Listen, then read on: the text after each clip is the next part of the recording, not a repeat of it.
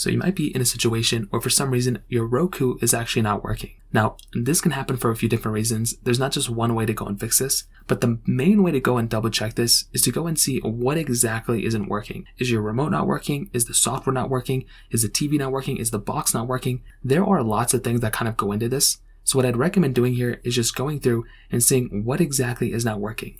If your remote is having issues, you can always try going through basically unplugging the remote, like in terms of the batteries, plugging it back in, making sure it's charged, or trying out different batteries. A lot of times, and that will probably end up fixing itself. If for some reason your Roku device is like completely stuck, let's say it's not responding, or let's say it's completely like just, whatever you do with it, it's just not working. Unplugging these types of devices usually could end up fixing the problem for a vast majority of people as well. And like I said, these things can range from, either the device being frozen, if the control is not working well, if it's not turning on. Some people also kind of state that sometimes it can be connected and sometimes that will not work as well. A lot of these issues can be troubleshooted simply by just unplugging that device and then plugging it back in. That is probably the first thing I'd recommend doing here. Now, if your device is the software side, let's say you're having issues with the software side of things, what you can always try doing is you can always go inside of that settings application, inside of that specific, whatever device is running that software, and try seeing if there's some sort of update available for that specific device.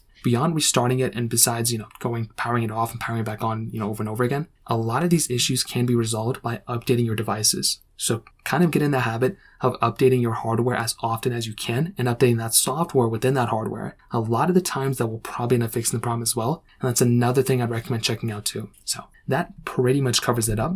If you have any other thoughts or questions, let me know in the comment section below. Hit the like button, that'll mean so much, but definitely hit that subscribe button. More importantly than everything else, I love every single one of you guys.